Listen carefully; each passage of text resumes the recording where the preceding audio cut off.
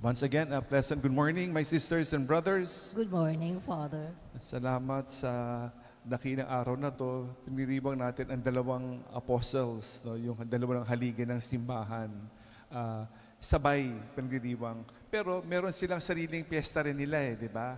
Sa February 22, the chair of Peter, no? February 22, tuwing January 25, we have the conversion of Paul.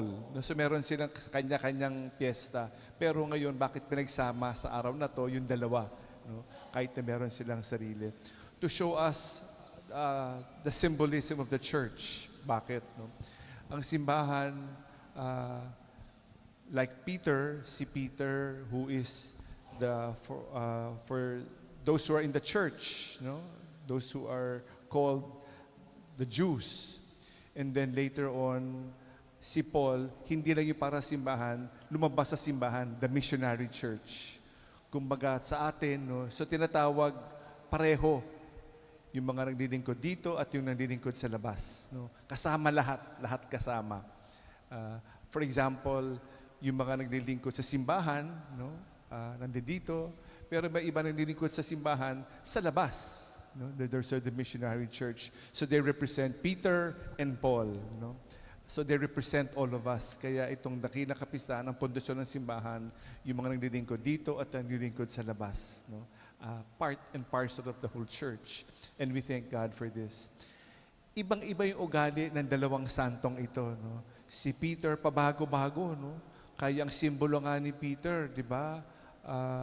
Una yung manok, di ba? Kasi he denied Jesus and then he professed his faith in Jesus. He is not very stable, no? Si Pedro. No, he was si Simon first. And then in the gospel, tinawag siyang Petrus, Peter, bato.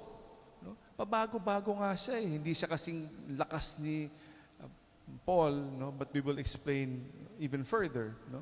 So it shows us kahit na sa ating kahinaan, kahit na papalpak-palpak tayo, marami tayong kahinaan, walang pinag-aralan, walang pinag-aralan si Peter compared to Paul. Paul, who was brilliant scholar, no?